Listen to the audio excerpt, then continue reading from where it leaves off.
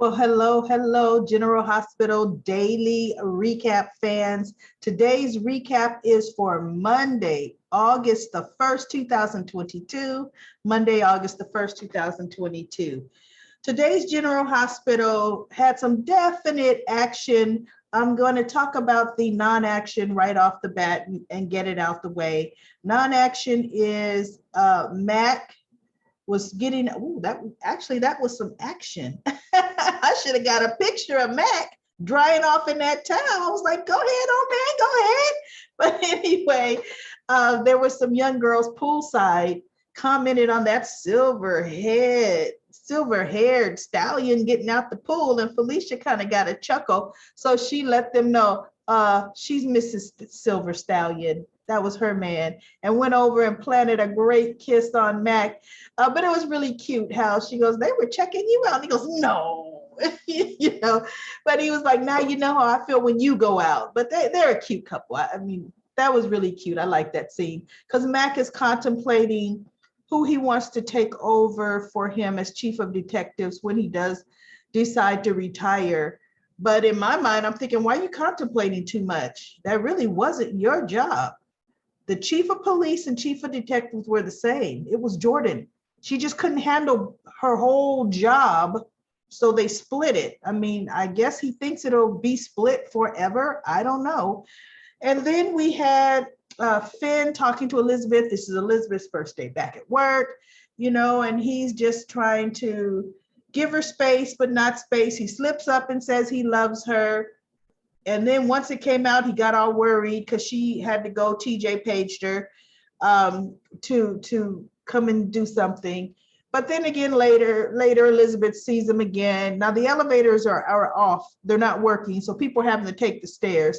So she runs into Finn after getting lab results, and she tells him, she loves him too, gives him a kiss, plants a kiss on him, and then she starts to go down the stairs. And then she has some kind of episode to where she saw Peter August at the bottom of the stairs with blood. She got a little lightheaded and dizzy. She drops all the lab results. I thought she was going to fall down the stairs, but she's holding on to the rail, trying to collect herself, and she sits down. So something is going on with Elizabeth.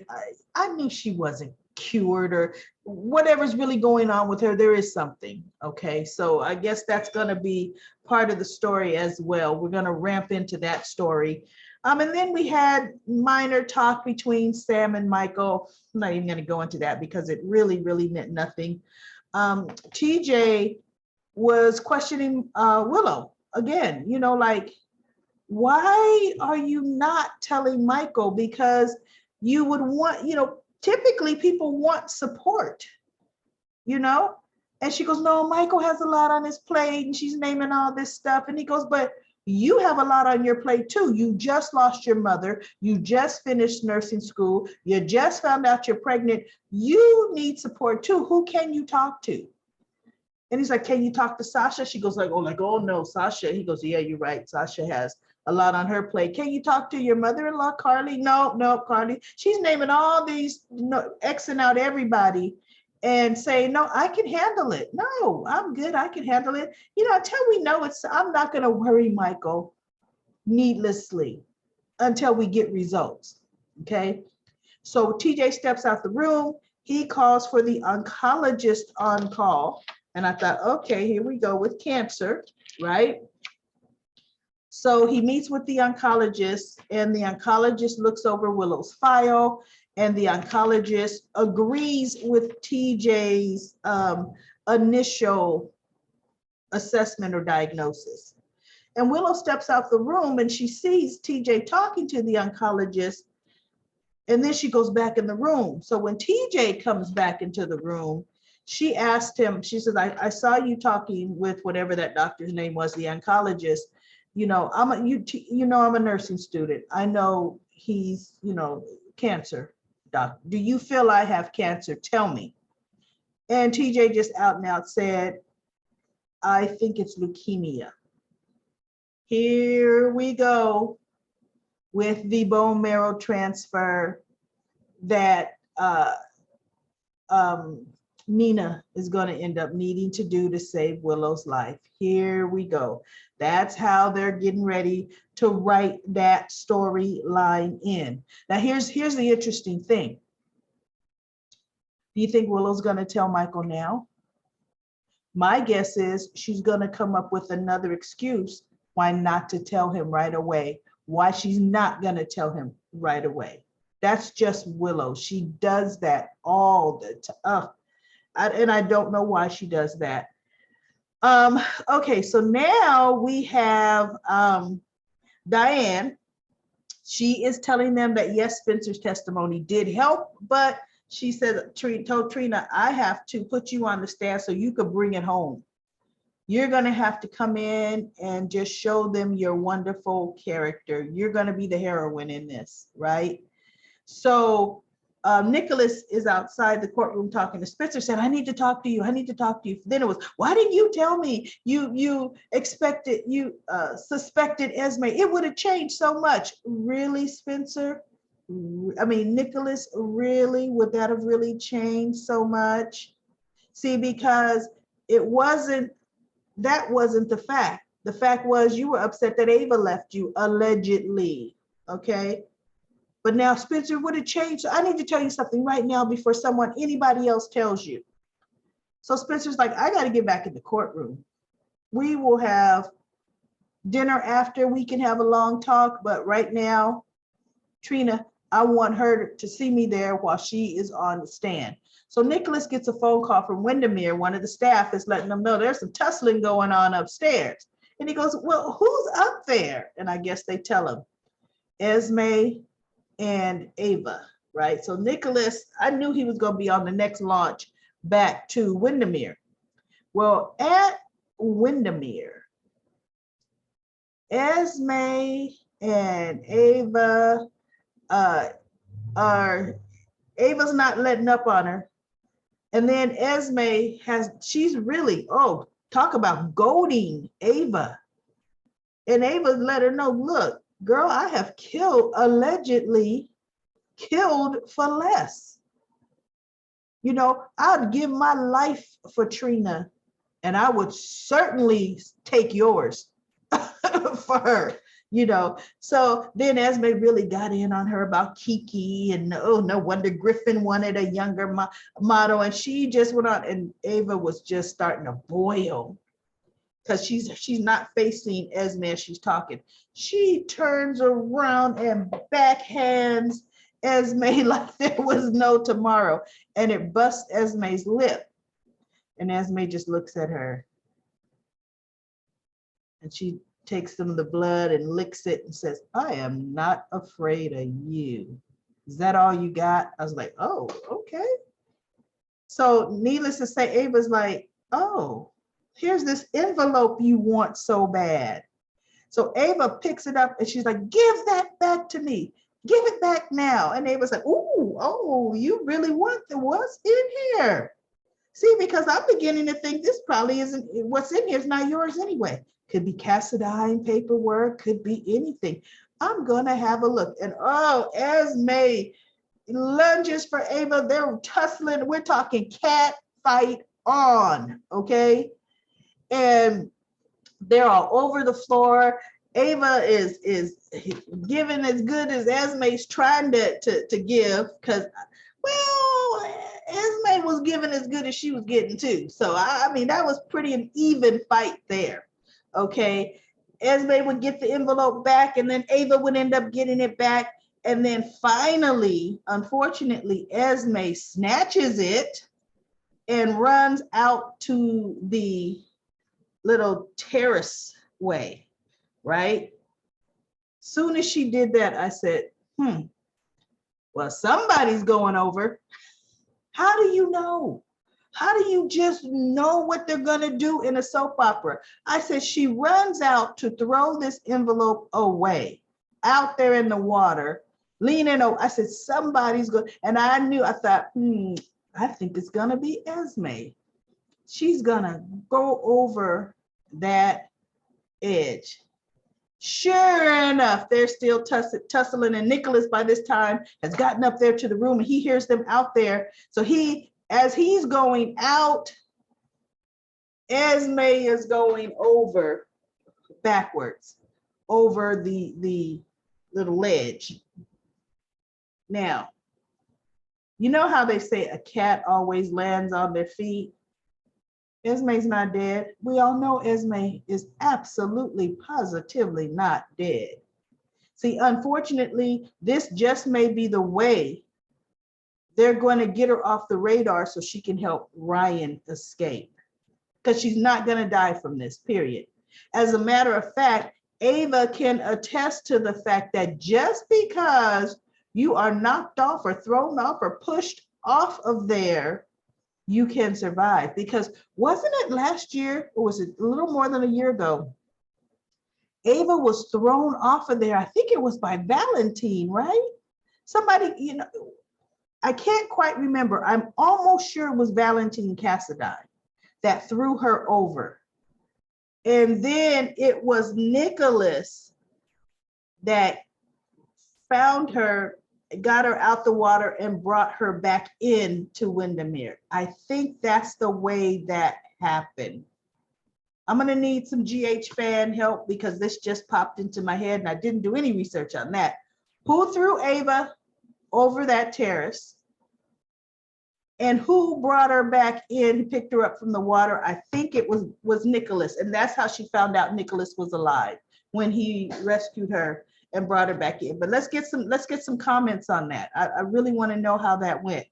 So anyway, back at the courtroom, Diane gets Trina on the stand, and she had told Trina in advance, I'm going to have to get personal, okay?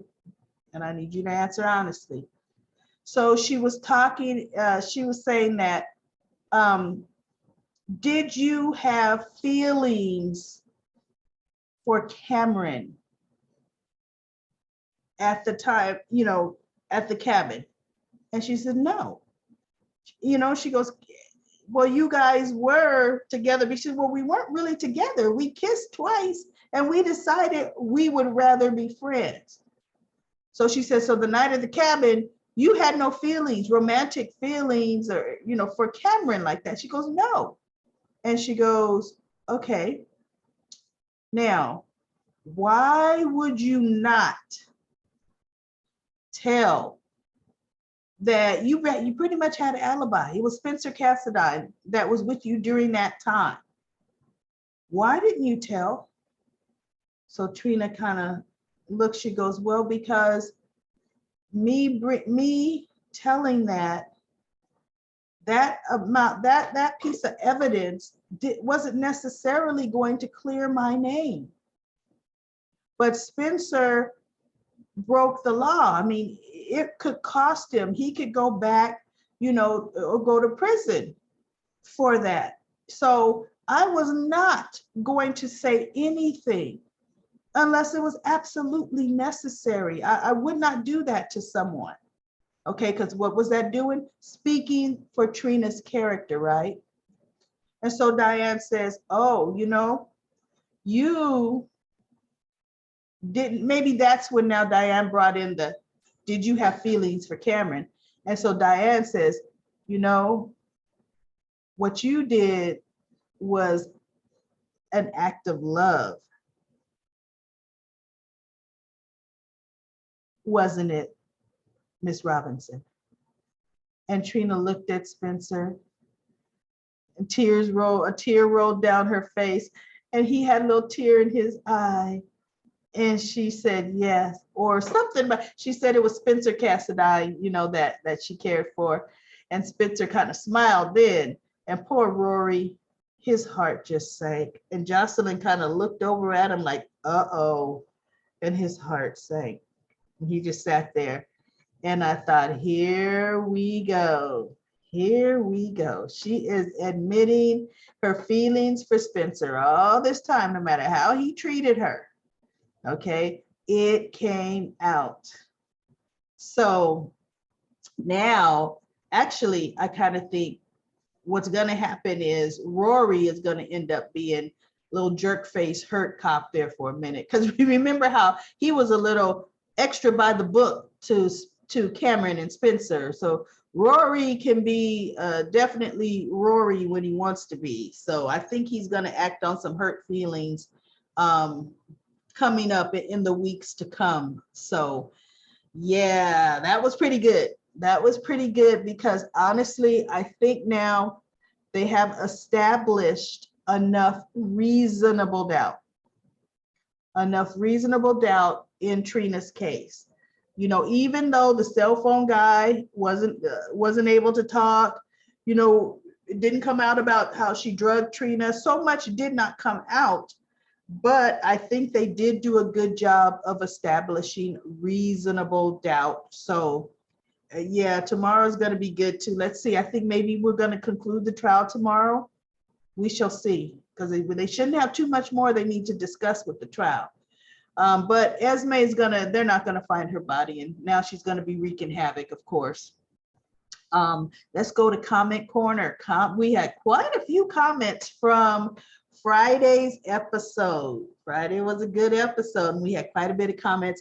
Devlin said she, of course, enjoyed that episode.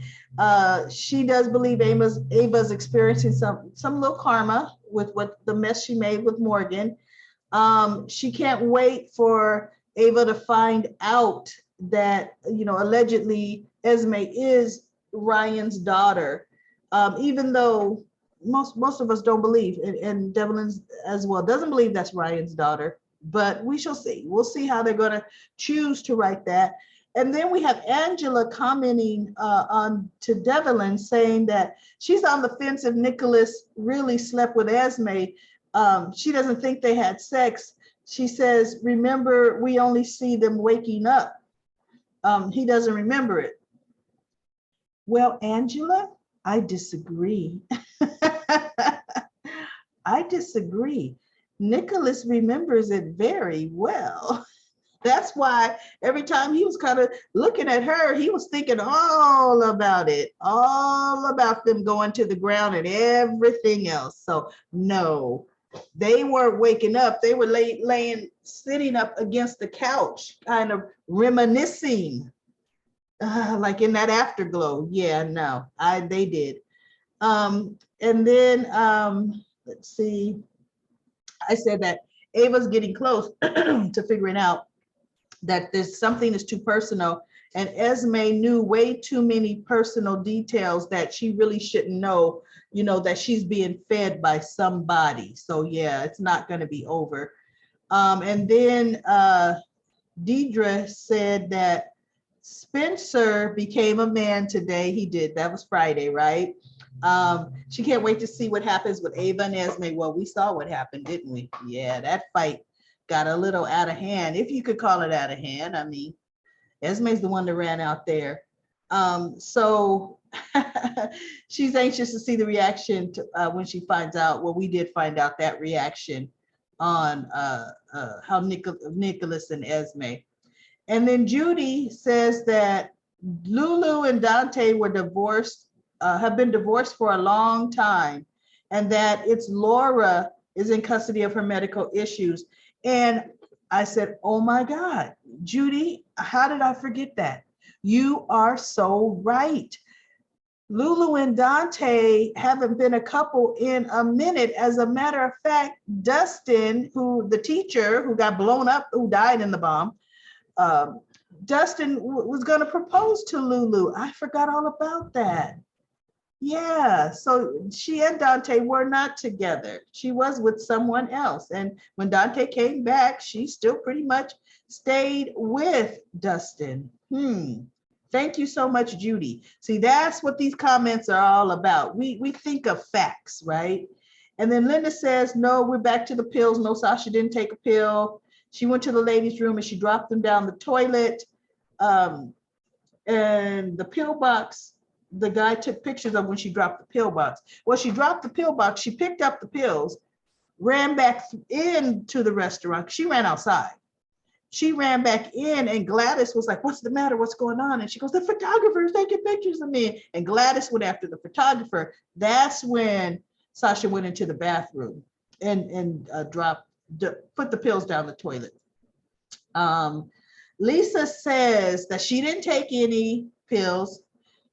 She spoke to herself in the bathroom and she said that she was glad she hadn't taken any. I remember that conversation too, Lisa.